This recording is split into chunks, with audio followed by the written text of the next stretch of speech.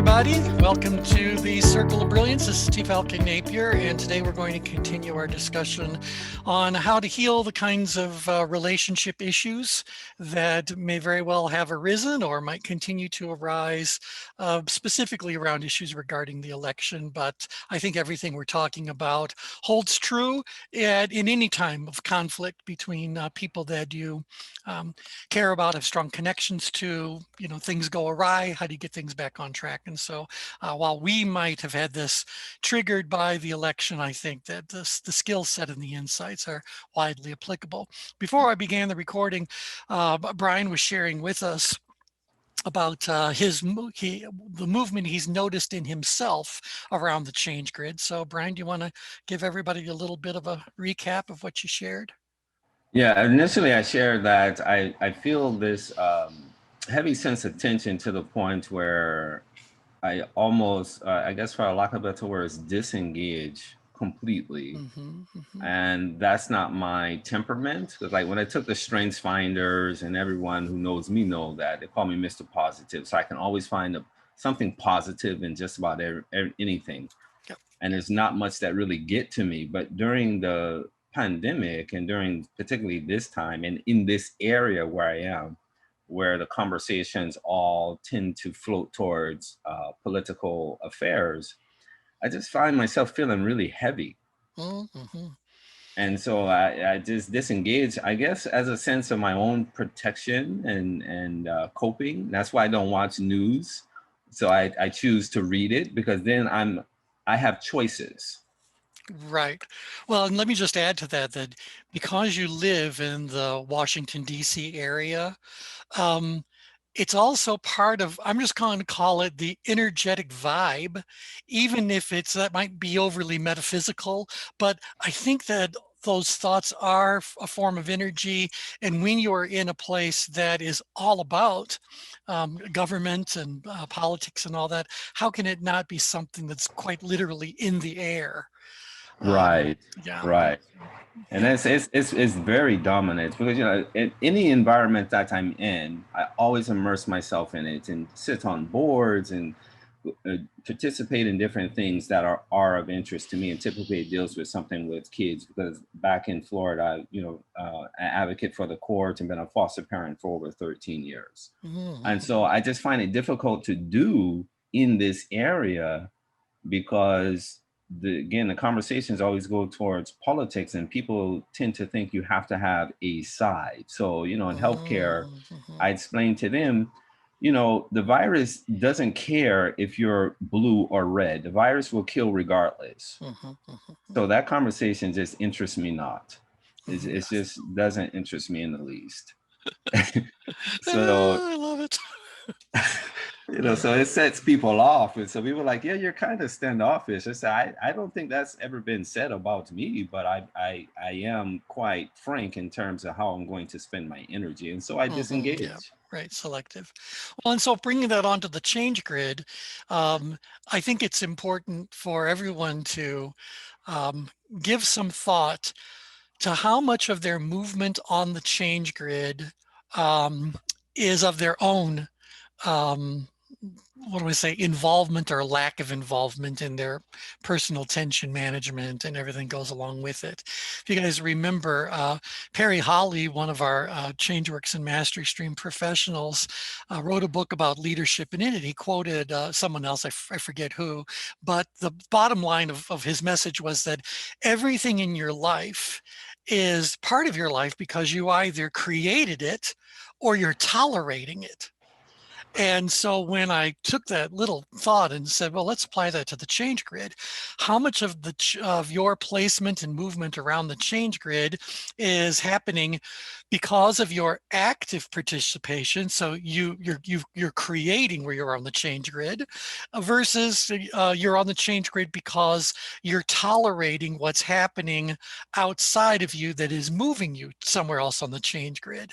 So where is your level of responsibility? But a bigger question is, where is your ability to actually notice and manage your level of tension? So, Right. I'll throw that out just to kind of get people talking a little bit, but I'll frame it as a question. Where on the change grid are you most able to monitor and manage your own level of productive tension? And where on the change grid are you least able to monitor and manage your own level of productive tension? I will say in a center, you're most able, Mm-hmm. um, perhaps upgrade and far downgrade, you're least able, because I Mm-hmm. think your lens, so to speak, become more biased in those particular points Okay. Okay. instead of open. Mm-hmm. Mm-hmm. Mm-hmm. Thank you. And anyone else wants to unmute and chime in? What do you think? Where on the change grid are you most able to manage your own, monitor and manage your own level of tension, and where does that become compromised? So yeah, Jane, go ahead. I think that you could, well, pretty much what Brian said, a little bit upgrade if you noticed it, that's in the middle, and you want to manage it or change it, I would think that would be a little bit more upgrade. Mm-hmm. But I think if you're going, all the way up or all the way down, like Brian said, your focus, and probably to a certain extent, all the way in and all the way out, your narrow your ability to focus or narrow your openness, Mm-hmm. Mm-hmm. Mm-hmm. which is Yep, great, backwards. thanks. Yeah. Yeah, thanks. Anybody else want to chime anything in before I throw in my 2 cents? Um, Okay. All right. Well, I think that what you guys have both said is spot on. I'll add a couple of things to it just to kind of create a little bit more of dynamic movement around the change grid. Certainly, I think that your ability to monitor and manage your level of productive tension is best at the center of the change grid. But not just because you're at the center of the change grid, but because something happens when you're at the center of the change grid. And again, you guys can always unmute and chime in if you feel so inclined to, come up with the answer. But I think the answer is in detachment. So as we move closer and closer to the center of the change grid, the more able we are to intellectually, perhaps energetically separate ourselves from our immediate experience. And so we can observe it from a more objective sort of a place. And so it's almost like when you move to the center of the change grid, you are creating, how do I put it, kind of like a symbiotic entity, another you that that is there to go like, well, isn't this fascinating what you're going through? Let me Yeah. tell you what I see as this outside voice of you. So, Brian, I call that special ops, like the special military. ops. Yeah, okay. So ops is I'm known for these kind of creating these acronyms, and Yeah. ops is you're an observer and a participant. Mm-hmm. And I learned that in martial arts. So in other words, you're observing your surrounding, your environment, because you're managing your energy. So you don't Yes. want to resist. So any practice of resistance in and of itself, you're going to mismanage or misappropriate how you can best utilize the energy. So in Mm-hmm. special ops situations, you're an observer and a participant. The Mm-hmm. observing, if you do it effectively, will help you to engage at a level of participation that is most useful. Mm-hmm. Mm-hmm. And so, Kathy, you've also unmuted. Anything you want to chime in? Yeah, no, I agree with what people are saying. I mean, I think that notion of detachment is really, really important because that's what allows us our power. And I think that's what makes that a PowerPoint, when you talk about it as a PowerPoint. Yeah. Because there is the detachment and you are able to say, isn't that interesting? So you're not enmeshed and you have the freedom then to choose. I think it's also interesting based on what Brian was saying, participant observation. That's anthropologists treat participant observation as their main methodology for gathering data. Really? And so that's what the anthropological method is mostly participant observation. And so that's what I was trained in doing. And it does require you to step out of your own biases, your own, culture, and participate, but in a way that you are, you are doing things with that other culture, but you are always observing in a detached way. And so, so it gives you a place of observation that is really critical, but also the power and the ability to choose.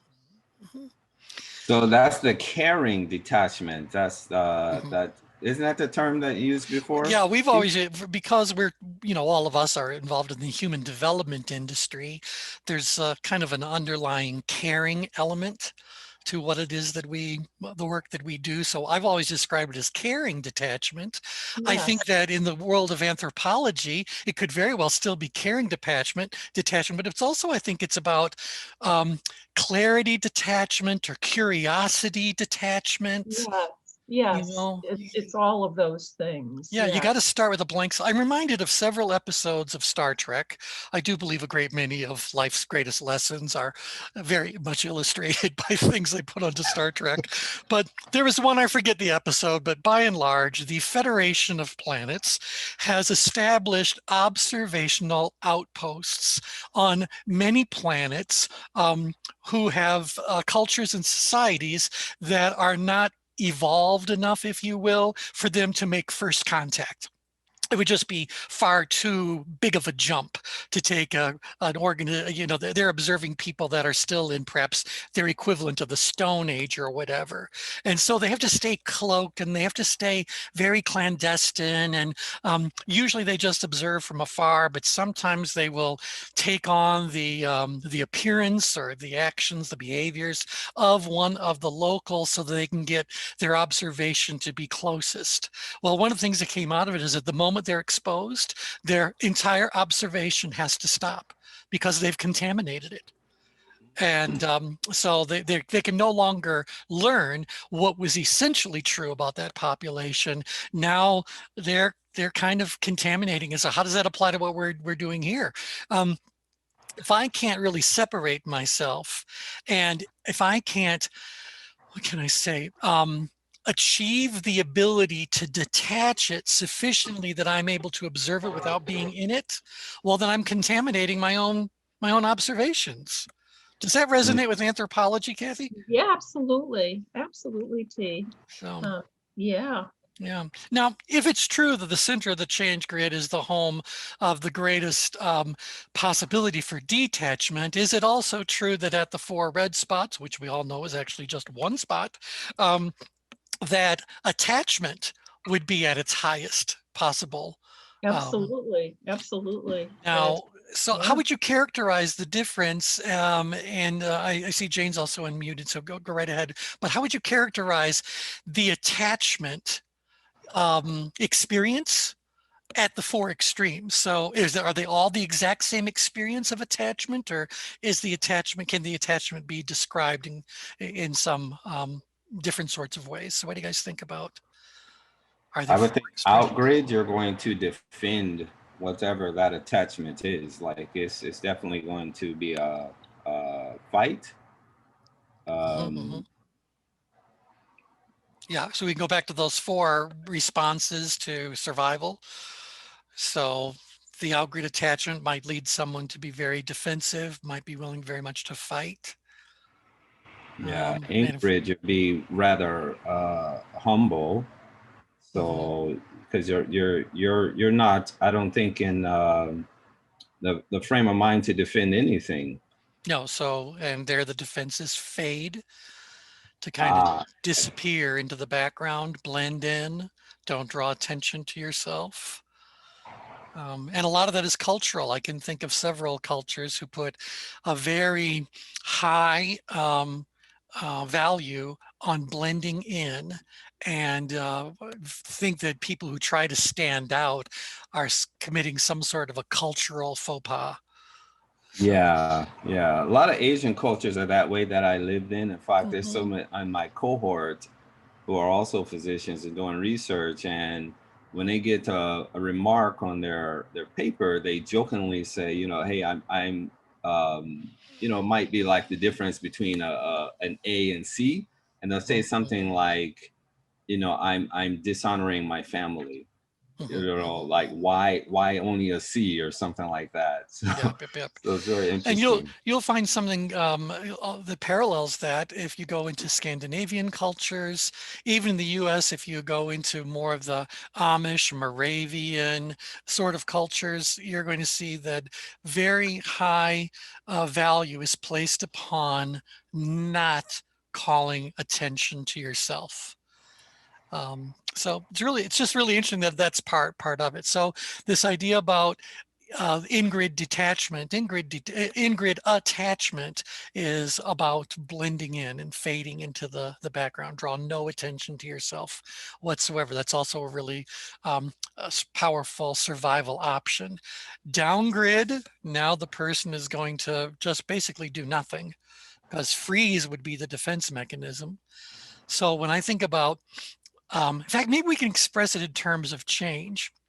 If I said that upgrid, as you move from the center of the change grid upgrid, what your language becomes is, I must change.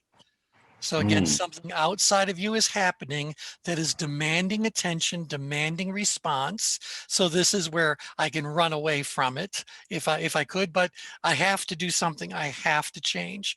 Where if I go more out grid, maybe the language changes to I am going to change. I am changing. So it's a little bit more the person deciding that the motivation for the change is internally driven. So up here, I have to. Something external is making me. Here, something internal is compelling me. So I am changing. I will change. Now, downgrid, what do you think their languaging is around change? I don't can't. want to change. I don't Yeah. need to change. Nothing. Or I can't change or whatever. Right. Well, actually, I don't know about the can't, because their ability they would report is pretty That's high. right. That's So right. I think it's really more like I don't need to. Yeah. There's nothing to be changing.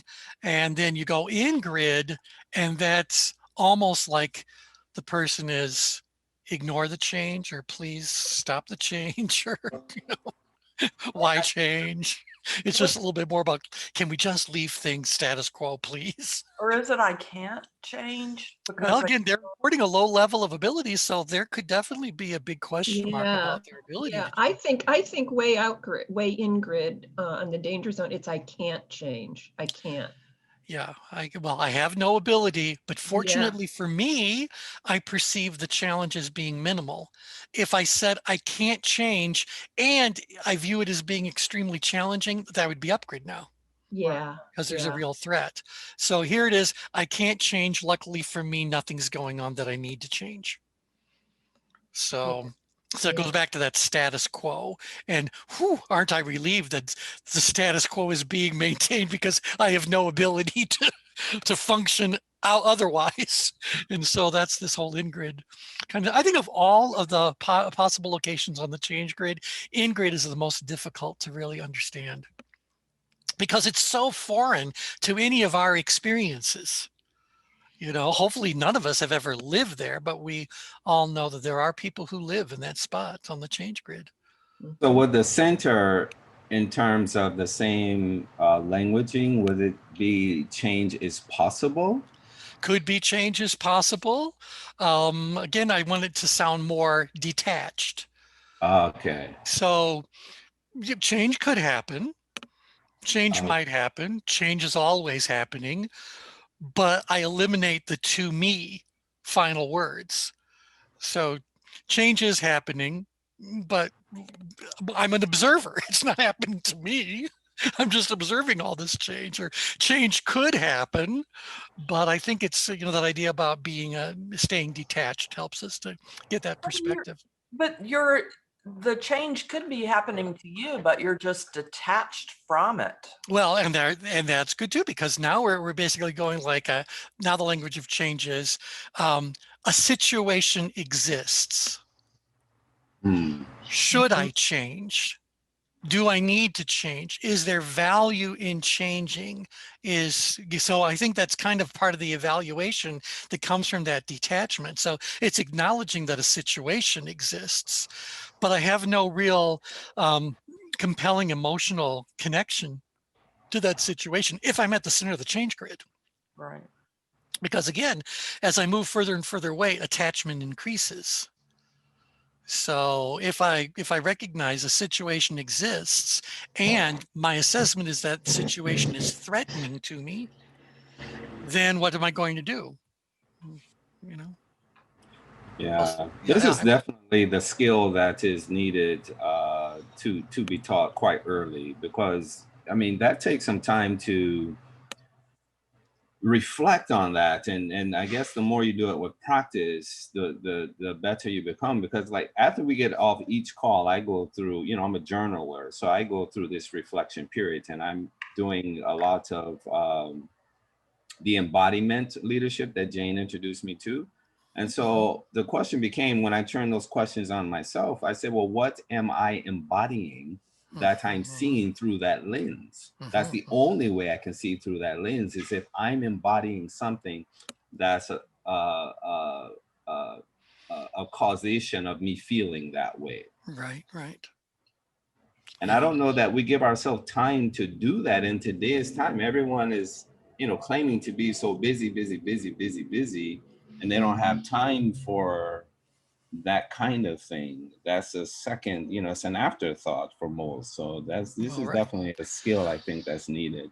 Well, and the skill from, as you've just characterized the behavior part of it, it occurs because you move yourself more to the center of the change grid.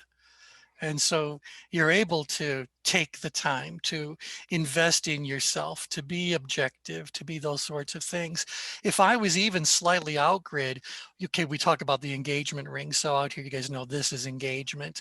Well, certainly engagement is another word for attachment. So we go detached, attached. So the more engaged I become, the more attached I become to whatever's going on. So does that not then just carry with it that the more I am trying to make something happen, the less observant I become of what I'm doing and how I'm doing it?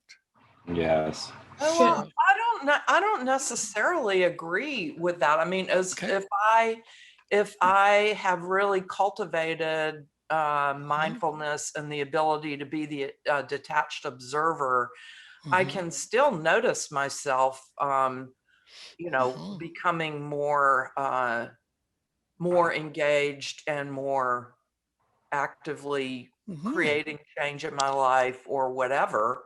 But that doesn't mean that I can't. Now that's very interesting, because that would resonate with what Brian just said. And so I'll just put it into a little different terminology. Maybe if we become skilled at practicing this art of caring detachment and applying this art of caring detachment, it becomes a skill set that we can carry with us into other areas of the change grid. Oh, I agree with that completely. I mean, that's makes the difference. That's Right. So I- it'd be fine to say, if I have this awareness, if I have this, whatever we want to call this skill set or this energy, whatever that arises from spending time in the center of the change grid, that will greatly enhance my ability as I move, not just out grid, but move in any direction to do whatever part of life is being lived between the green and the red circles there.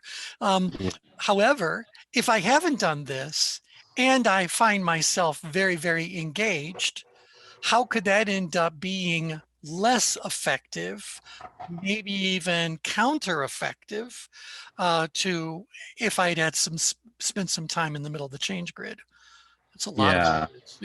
And see, remember we were talking about the neurotransmitter. See, that's why I say for me, the center is a foundational skill. So I call it another acronym, being on this awareness continuum. So the further you move away from that center, if you don't have a foundation, then there's nothing to draw you back inward. And that's what the reflection does for me. So that's why the writing in my journals become cathartic in a way, where I start the healing of self.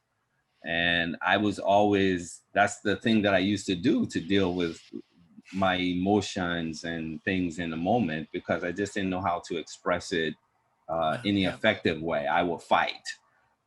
So for me, my mom always had me go write in a journal because she said, now it's just between you and the pages. Yep. And you can write whatever. And that's a centering behavior for you. Yeah. It's a powerful. Right.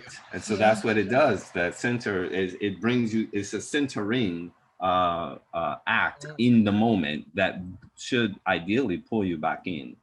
Okay, Yeah. good. And, go ahead, Kathy or Jane. No, I just, I mean, I think that's very, very powerful. I mean, that's what makes the difference between people who are really, I hate to use the term high performing. It's just a overused term, but it really makes the difference. I think about, Brian, you're talking about special ops. I mean, and I think about the people who really do special ops in the military. And they need to be continuously observing themselves as they are acting. And I would imagine it is an extreme form of mindfulness. It's almost like the what's the samurai. Yeah, I wonder if it's taught from that perspective. I wonder if it is actually, because they prepare for. I talked to I think he was an admiral that taught at the War College. I didn't even know there was such a thing, but he said that he prepares troops for what they call the VUCA world, VUCA. Yeah, we use that all the time in organization change. Yeah. Volatility, uncertainty, complexity, and ambiguity. Yeah. And so they have to account for a lot of things, even though they have, these comprehensive plans. They have to account for things go awry. And he said, like, even when they're going in, the snipers, and they're clearing, a building or something, they go near to far, left to right. And so they're clearing a path for themselves by the near to far. So you start with what's closest to you. And then the pattern goes left to right. And so everyone knows this pattern. Now, some structures they go in, they can't do it exactly that way, but because they're trained in that way, they can clear area quite quickly. And so they operationalize these kinds of thought processes that help them to make decisions quite quickly. And then what they're doing is they're embodying those behaviors, those thought processes become embodied and just easily acted out without a lot of thinking involved. Exactly. Yeah. Well, what I find really interesting about this is that I would have thought, and perhaps it's true for large parts of the military, that they're trained specifically around they encounter a stimulus, here is their response. So when they encounter X, they do A, and it's all that it's not so much about them being thoughtful and evaluating and being observant and then deciding what needs to be done. It's more like kind of train you to take the exact same action every time you encounter a particular stimulus and get that so ingrained in you that it becomes an automatic sort of a thing. There's value to that kind of training, no mistake about it. But that would not be as high of a level of, I don't want to insult anybody, but as high a level of intelligence or a highest level of decision making as what you guys are describing. Yeah, that's not special ops behavior, what you're describing. Right. I mean, No. that's kind of what we train local police to do. Yeah. Which is part of the problem. That they are responding the same way to a specific stimulus, and the power comes from the choice. Yeah. And that's the VUCA, that's you can't be that way in the VUCA environment because you can't predict necessarily. Right. That's right. And so what I find interesting about that, and again, I just want to kind of bring this to a little bit of a key point, and that is that usually when we look at different spots on the ChangeGrid, we say that spot has these characteristics.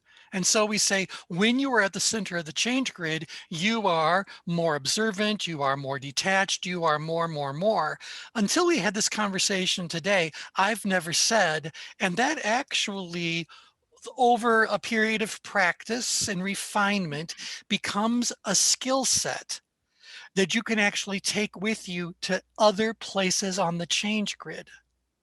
Oh, absolutely. Yeah, You yeah. know, because when I go, like, if I'm too far away, I don't know that I'm developing skill sets in elsewhere on the change grid that become useful throughout the change grid.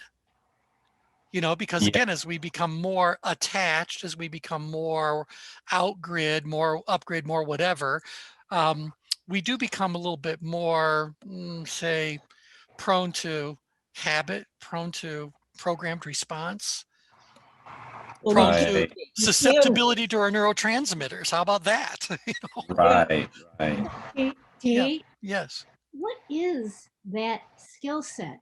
Have you already talked about it with everybody and maybe I wasn't aware? No, I think we are just starting with this really what this discussion could actually include. I think it's Wondering if it's awareness. Right. And like, okay, like one of the things that I was going to say, if we get back to what today's program was actually going to be about, which is probably not really going to be the case. I'll have to come up with a better title for today's program on the recording. But nevertheless, this is vitally important. One of the things that I was going to say is that if you want to resolve the conflict that you have with, you know, other people and heal those relationships, one of the things that you definitely want to be able to do is get yourself prepared physically, emotionally, intellectually, energetically for that conversation. And so one of the things that you want to do is make sure you're doing some breathing work to be able to move you to a centered space, to be able to, you know, clear your mind of other distractions. So now I am at least, you know, making gentle allusions to the fact that there are some skills you can bring into play to make that happen. So, so that's where it would start, Linda. Just kind of like, well, how do you move yourself to the center of the change grid? And once you're at the center of the change grid, what sorts of things might naturally happen that you would go, if I could lock that into a skill, this could be very useful to me no matter where I am in life. Well, I mean, I think that this is what, you know, this is what current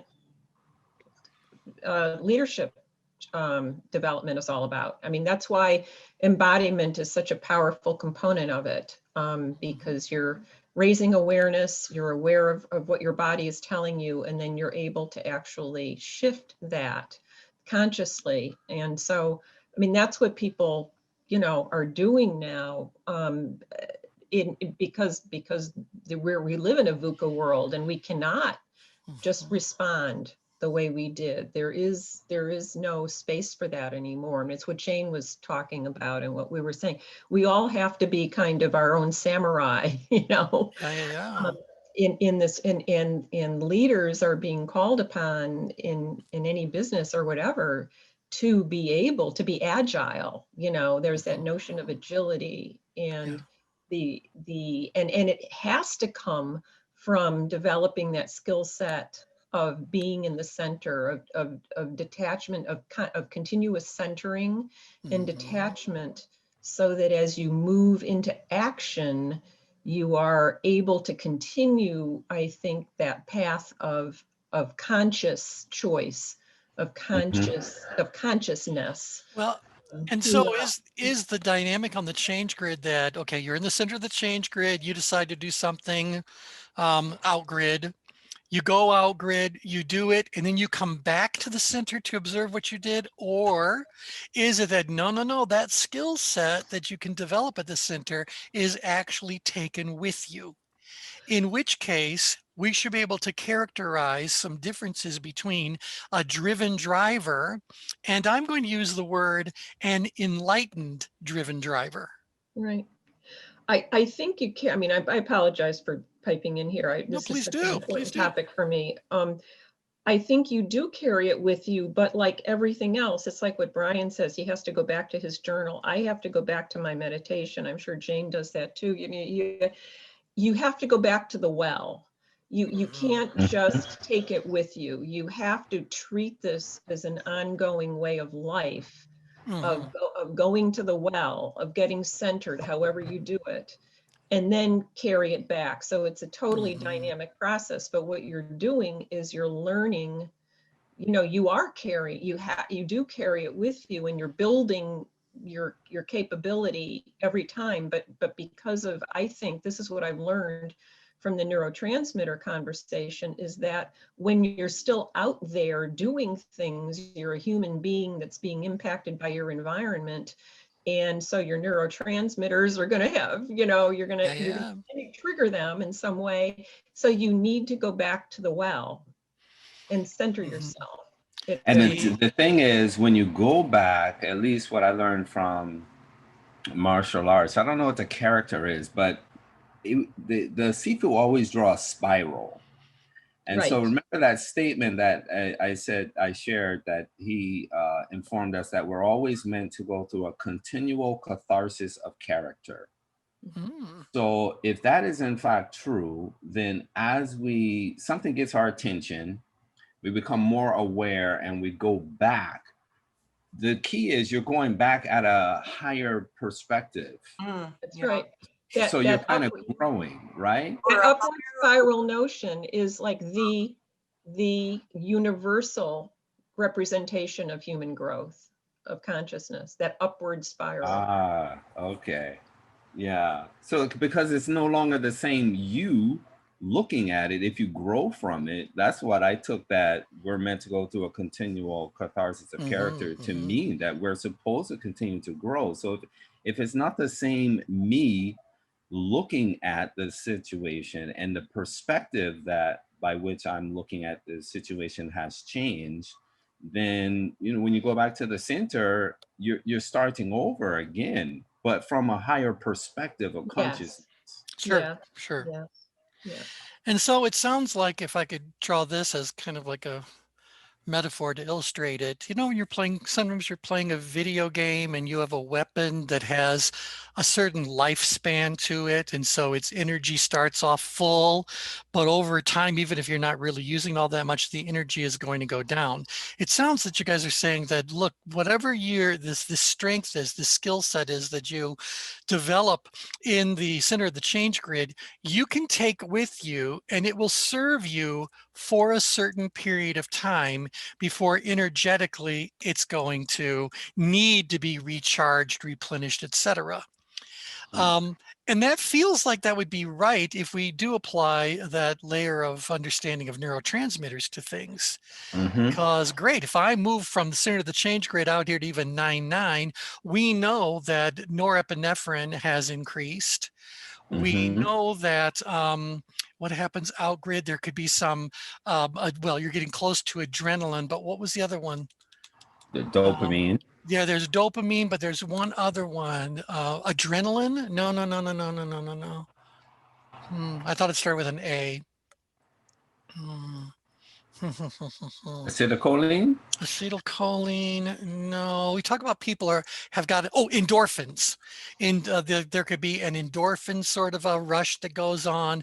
There's all these sorts of things that are happening that are very much energizing. And Brian, you're the authority on neurotransmitters, so correct me if I'm wrong.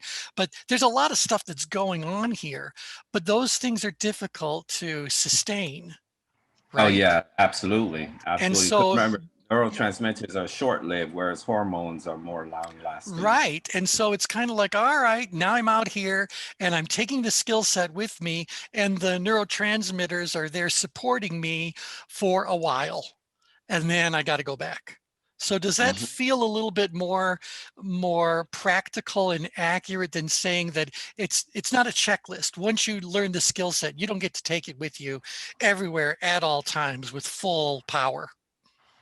Well, I think that this is a really interesting conversation, because I'm just running over in my own mind. I mean, the whole idea is that you develop the ability to recognize when you are not centered, or when you're not aware. And you do that. There are a number of ways of doing that. But one is to tune into your own body and notice what's going on in your own body. And when you notice it, then you can immediately go back to the well, even if it's just for a little sip, by centering breathing, you know, things like that. Sure. And recognizing your triggers and, you know, changing your story about your trigger, whatever it is.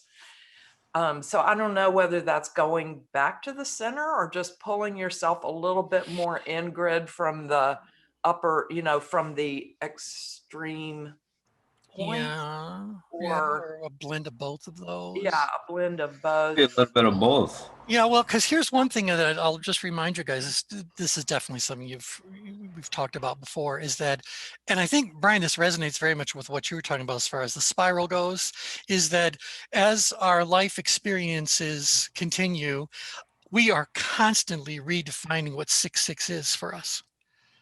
And so what we would have considered to be, well, it's true for everywhere. What we would have considered to be an outgrid test when we were a child is no longer an outgrid test, Sure. you know? And so I do think that as we move further, pardon me, outgrid or upgrid, growth is occurring. Remember, these are the places on the change grid where definitive change can occur, sometimes driven by external forces, sometimes driven by internal forces, but this is where growth occurs. There's no growth in grid or down grid. The growth is upgrid and outgrid. And so as that growth occurs, am I not in fact redefining what every one of these locations on the change grid means to me as an individual? I mean, based on my experiences, I guess I'm saying my change grid is not identical to anybody else's change grid on the whole planet. Mm-hmm. Oh, absolutely. And your change grid is always shifting, you know, it's, yeah. Yeah. Well, in fact, in the advanced concepts for ChangeWorks, we do say that everyone's change grid is actually a mere subset of the grand change grid of life.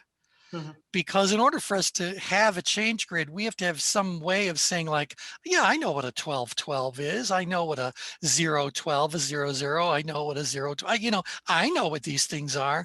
No, I only believe I know them based on my life experiences.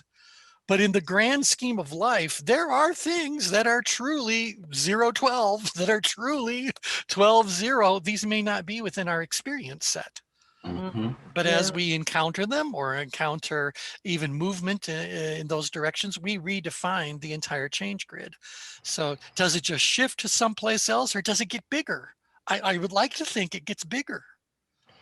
Yeah, I think that's what growth is. I think that's what human and, you know, potential and growth is that it's always getting bigger. We're expanding.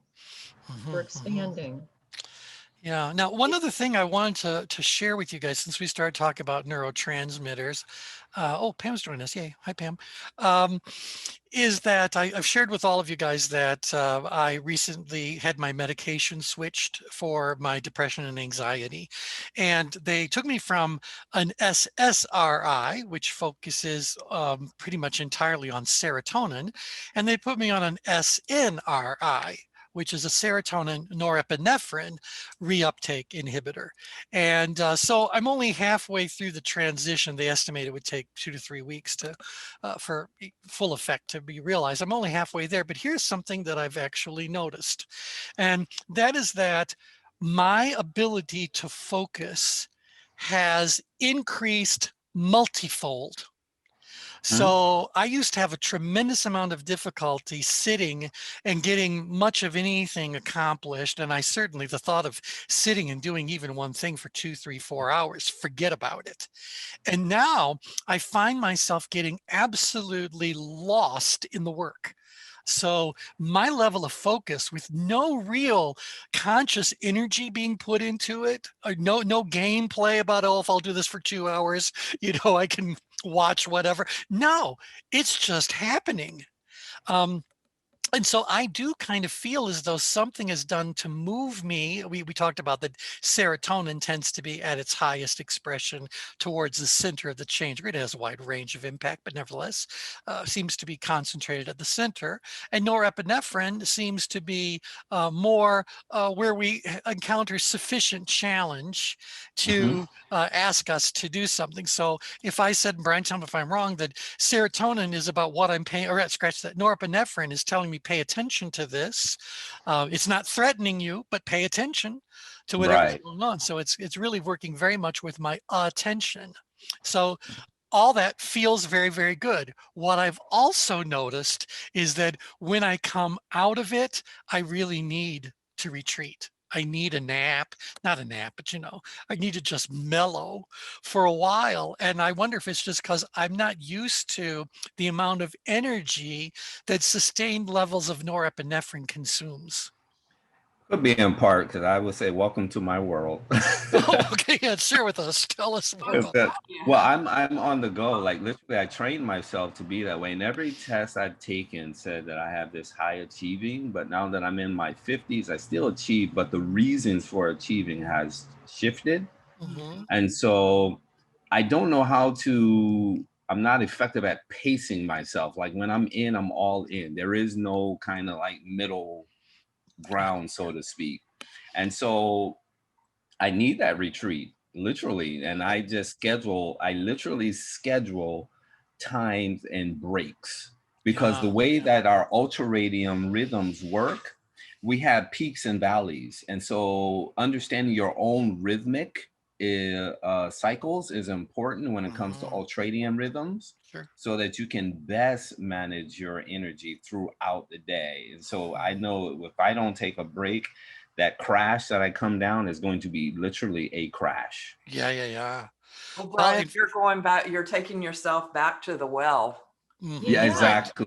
that's what you're doing. Yeah. Well, and I'll share with you that up until this medication change, when I got drained, I would need to take a nap for an hour and a half or longer. My remedy was to be very far down grid.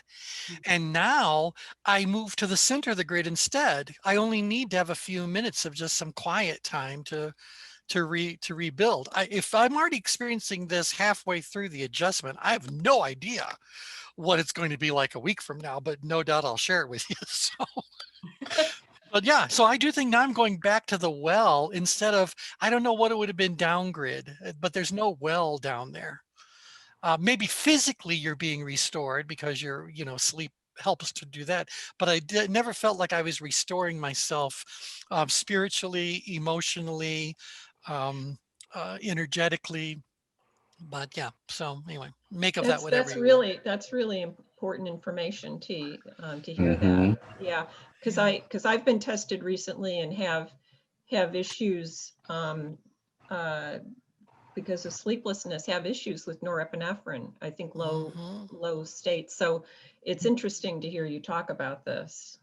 And it's not Yeah. about serotonin. It's not about Mm-mm. serotonin. It's about the norepinephrine. Yeah, because here's the thing. It's like the serotonin was all about dealing with the depression sort of Yeah. aspects of things. Well, I have nothing to be depressed about. So it's like, I'm going like, nope, that's all done. But boy, now I go like, I have a lot more energy than I did. And it's not, energy isn't even the right word. I have a lot more focus Hmm. in the energy. So something's happening, people. And I have a whole different bowl of soup I'm eating from. So Yeah, these are yeah. skill sets too, because it goes to something grabs our attention, but it takes awareness to actually embrace that invitation in a moment to do something with the attention. Yeah, And yeah. I forget who wrote, there's a Swedish doctor, I think, who wrote a book, The Body Keeps the Score. Mm, And mhm, that goes back to this embodiment idea. But if we don't have enough awareness uh, capacity, then we can never pay attention to those things that are really, literally, in many mhm. cases, calling the attention to Yeah, something. yep, yep, yep, yep. Mm, yeah. Exactly. Yeah, in fact, I really did want to get into some of the stuff I put down. I made this outline, everybody. I really should go through it. But Now we're Sorry. that we for for next Tuesday. Well, yeah, we got plenty. Yeah, I don't need to worry about prepping for that. But one thing that I just wanted to share is that in my training as a massage therapist or as a body worker, we were always taught that every unresolved issue you have, every unfulfilled dream, every whatever, every piece of unfinished work gets stored someplace physically in your body. And until you spend some time working with whatever that is, it's not at all surprising that, yes, you have a knot in that muscle, or yes, you have poor mobility in that particular joint, or whatever the case may be. And so we had to learn all sorts of different, and we talked about this when we talked about breathing rate and postures and how they're telling you where you are on the change grid. And one of the things that I remembered the most was this idea about grief causes you to collapse physically. It causes you to pull towards the center. So your head is coming down, you're getting closer and closer into a fetal sort of a state. And when we talked about last time around, what does that do as far as breathing is concerned? How does that then affect thought process, etc.? Well, what we learned in body work is that that's why you need to do these giant heart openers. That's why when you're grieving, the biggest thing that you could do to have immediate impact on that state is to open yourself up to be as big and as large and as wide and as stretched as you possibly can be in all directions. And what that ended up doing was saying that that pain that was being locked in because of the way you were holding yourself can be easily dealt with. And so I throw that out there just because as I now think about what we talked about what we learned from the center of the change grid and being able to take that skill set with us, that also has to translate into physical behaviors as well. So yeah, and this goes back a little, I think okay, so Brian, it's from Jane or from Kathy that you were learning about Embodied leader. embodied. Yeah, that's Jane. Okay, all right. So it sounds like Kathy, you're very fluent in it as well. Yeah. I mean, Jane's probably further along, but I've been studying that for a long time, and everything our body definitely holds all of this. And there are things that we can do physically, and I'm learning them to unleash, to unlock. Yeah. Well, when I was going through my massage training, I actually, we did all kinds of fun little workshops and all that. It was very involved. It was very fascinating. Well, one of them had to do specifically with Hawaiian techniques. So things that came out of Polynesia. And one of them was this, it was called Uonaponapona, which is the severing of ties. And what it was all about was that every piece of unfinished business, every unresolved emotion, every unspoken word, and this is what I was trying to get into for today's call, that the equivalent of an umbilical cord is created tethering you to whatever that is. It radiates from the solar plexus, but you have this tether to it. And unless you can learn to come in there and cut those cords, cut those ties, release whatever that issue was, let it go, then your energy is being consumed caring for, or how about storing all of this unresolved stuff. And because your energy is being directed towards that, your energy is unavailable for doing the kinds of other growth work you might want to be doing. Yeah, one of the interesting things that I've learned in meditation practice or from my spiritual training is to actually visually cut the ties that you're talking about that keep, because the solar plexus is your place of power in the body. And it's what we call the heart center in meditation. And when you have things tethered to your solar plexus, it keeps you from your power. It physically keeps you from your power.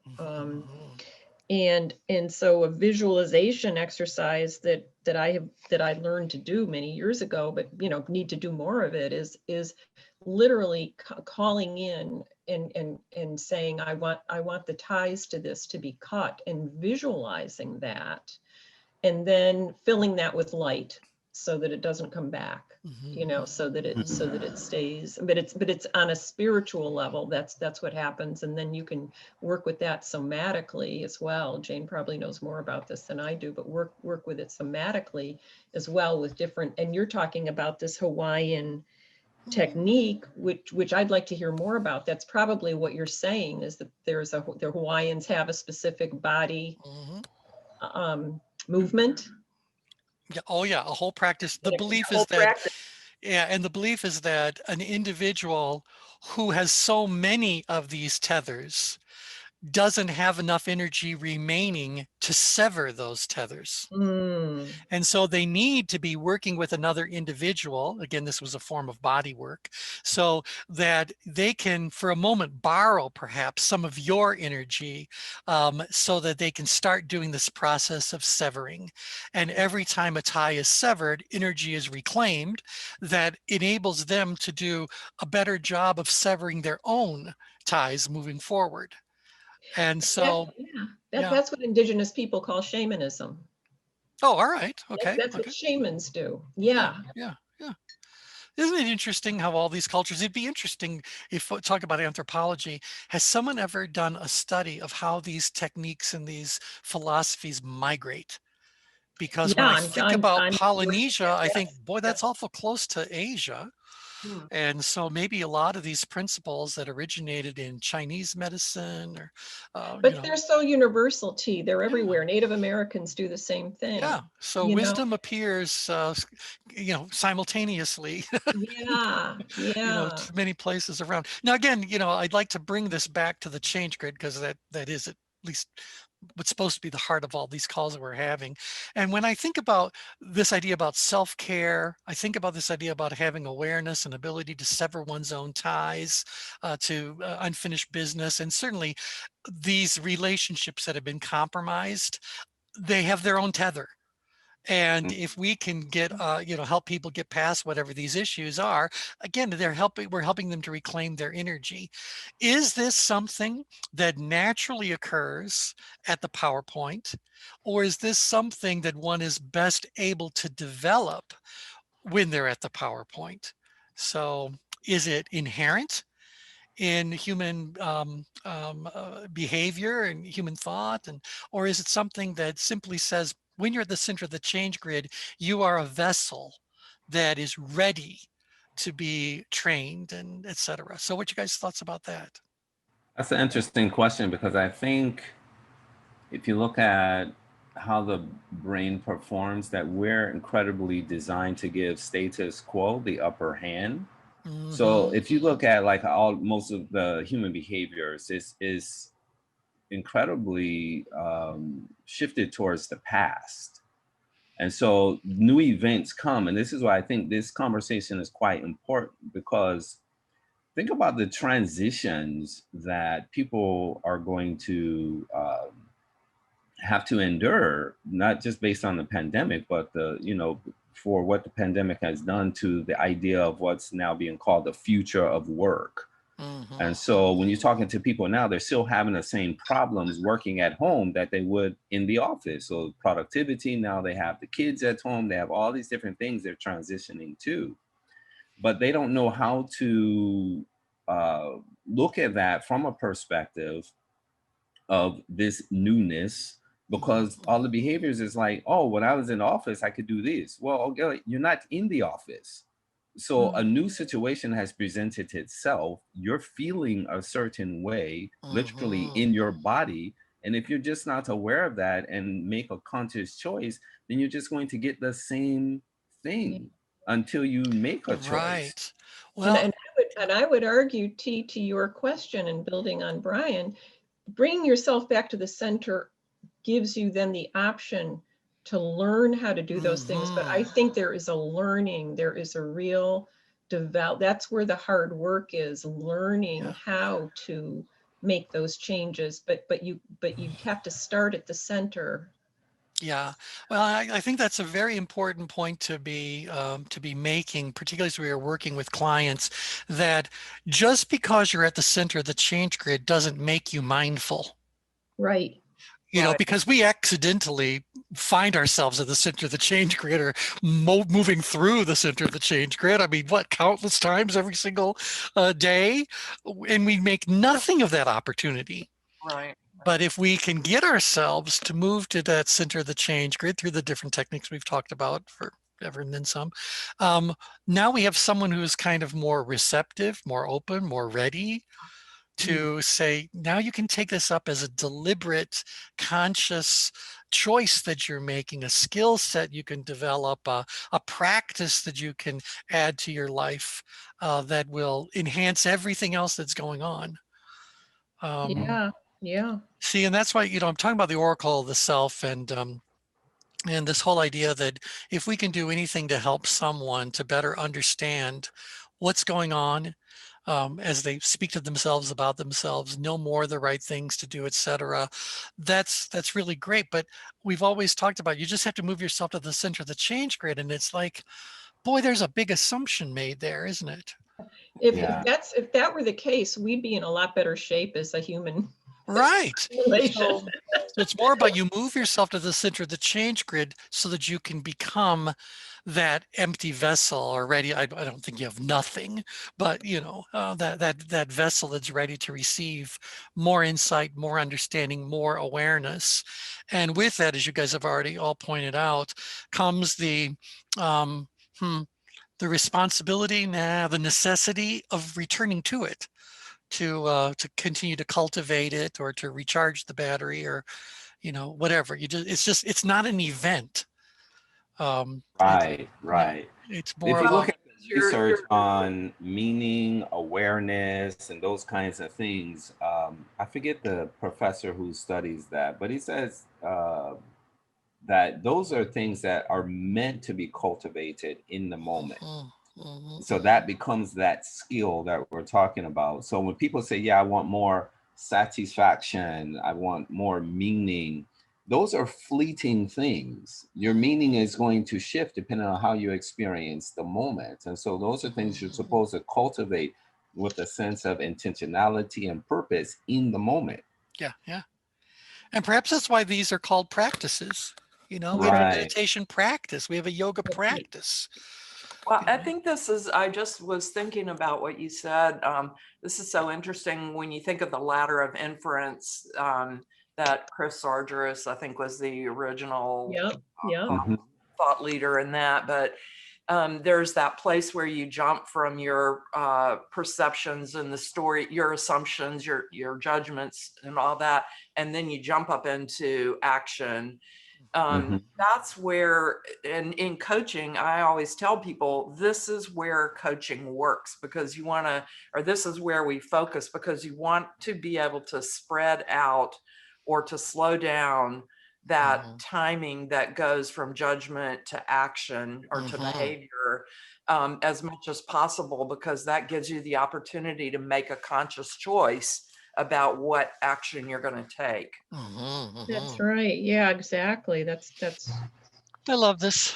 Just builds a stronger and stronger case. Because again, when we first started talking about the oracle of the self, I said, all these years of being in business, and what have I had? I've had clients who are either too far upgrid that just want to move downgrid, or too far downgrid and we just need to energize them.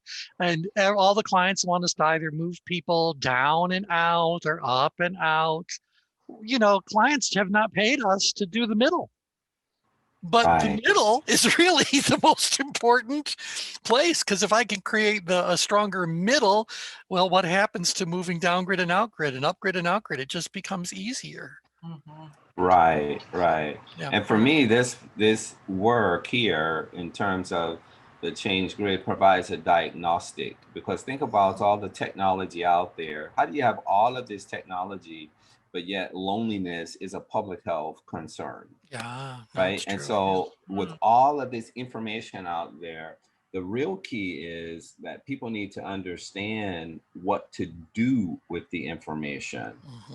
That's where so it's like the implementation of things is the real key towards this next step, to really help people shift not just their consciousness, but do something with it, because without that, you're just going to have the same thing that you're already experiencing.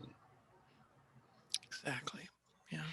Well, I'm really curious about, I think it'd be really interesting to look at the theory of spiral dynamics and how you could, I don't know how it would overlay. Yeah, they do. There's just some aspect of it all the way through, spiral dynamics, because we've just sunk down into this tribalism, at the low end of the spiral dynamics model.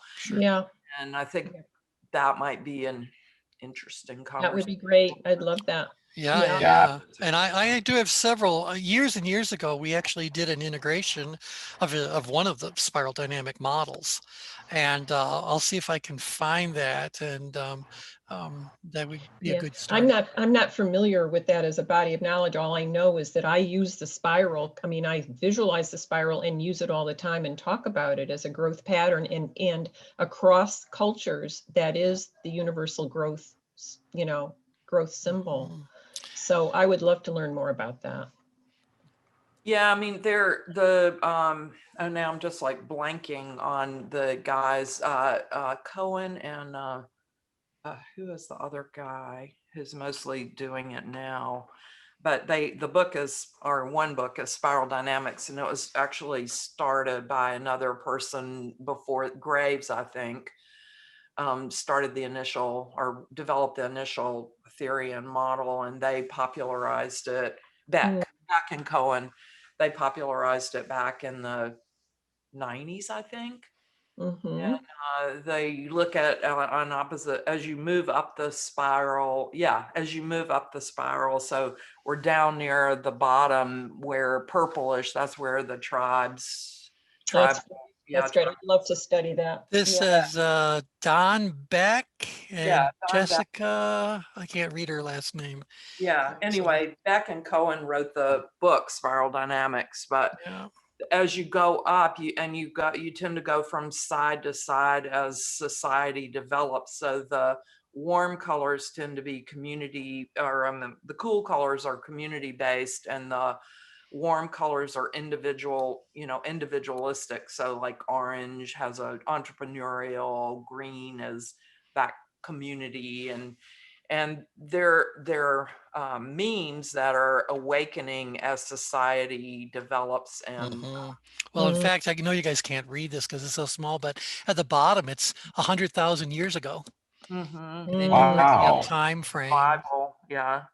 Yeah. Yeah, And look at where we are now as a society. Well, we just sank back down. And the interesting thing about this is they have an assessment, and they use this a lot. And he's done a lot of work internationally. Beck has, and well, I think Beck and Cohen both did, but in South America or South Africa, with apartheid and things Hmm. like that. So Brian, you might have heard of that some, and Yeah, yeah.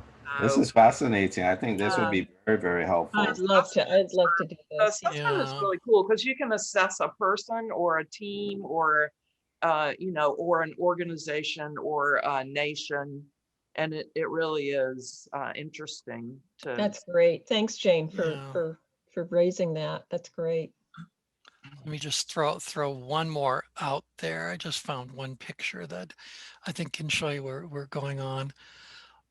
Some of the Oh, wow. methodologies do create a quadrant-based Mhm. kind of a thing. So individual, group, interior, exterior, and we decided to see if that would overlay on the ChangeGrid, because they talk about all these different streams of development from politics. Here we have relational and contemplative, and on and on. So it's all very, very interesting. But this is saying to how old you are. Rather than looking at the whole history. Down here at the bottom, it said you're between birth and 18 months old. And you work your way up. So there's a lot to be looking at, and portions of it map very easily to the ChangeGrid. And then beyond that, I remember now we had to take it into advanced ChangeWorks and say, well, and part of it resonates with the fact that as we mature, our ChangeGrid gets bigger and bigger. Yes. So it has more room to accommodate more possibilities, more nuances, more subtleties. And so, yeah, so I'll see if I can find some better quality graphics to share, and we can put that on our list of things to do. Very nice. All right. Never Thank you. ends. Yeah, no shortage. Okay, well, thanks everyone so much for joining in, and we'll pick up where we left off on Tuesday. Thanks everybody. Take care. Okay, Bye for thank you. now. Bye. Bye.